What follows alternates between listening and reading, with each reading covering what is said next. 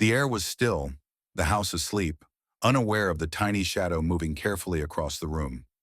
Small paws patted softly, barely making a sound. A little golden Labrador sniffed the air, eyes fixed on the counter. With careful precision, it rose onto its hind legs, stretching as far as its tiny body allowed. The loaf of bread teetered on the edge before falling to the ground with a muted thud. The puppy froze, ears perking. It waited, breathless. Nothing. The house remained still. Snatching the loaf between its teeth, it turned and trotted toward the back door. But just as it reached the threshold, the motion sensor light flickered to life. A tall shadow stretched across the floor. The puppy hesitated for only a second before slipping into the night. They had noticed the food disappearing weeks ago. A missing crust here, a half-eaten sandwich there.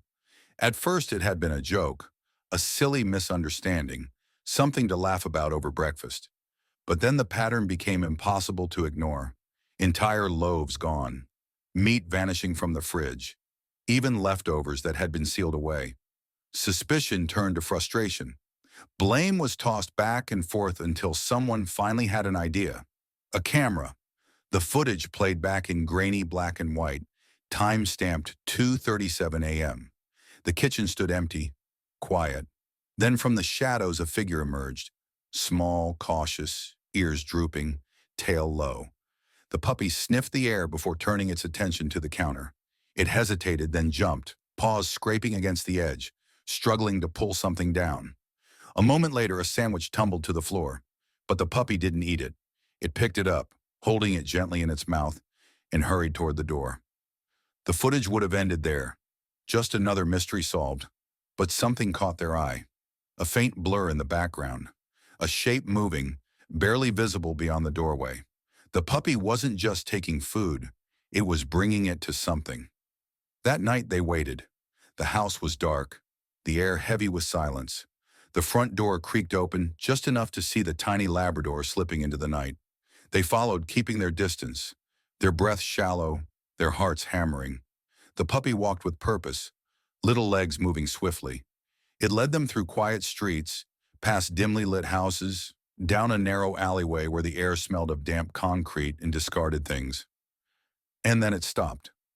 Against the wall, half buried beneath a pile of blankets and broken cardboard, something stirred. A frail, shivering figure sat up. A child, a boy, no older than 6, blinked asleep from his sunken eyes. His lips were cracked, his skin pale with cold. The puppy stepped forward, lowering its head, the stolen bread still clutched between its tiny teeth. The boy reached out with trembling fingers, taking the food in his hands. His voice barely rose above a whisper. "Good boy."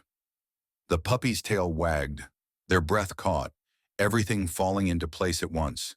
The missing food, the vanishing dog, the quiet, muffled whimpers in the night. This was not theft. This was survival. The little Labrador, this tiny creature with a heart too big for his body, had been stealing not for himself, but for someone else. For a boy alone in the cold. For a friend with no home. Tears burned in their eyes as they stepped forward.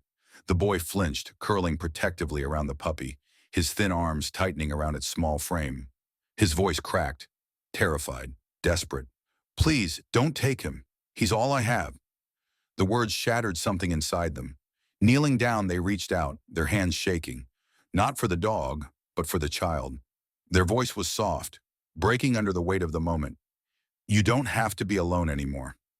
The puppy pressed its nose against the boy's cheek, nuzzling into him, as if promising that everything would be okay. The child clung to the warmth of his tiny hero, eyes glistening with fear, with hope, with something he hadn't dared to believe in. Tonight, the puppy wouldn't have to steal. Tonight, they would bring them both home.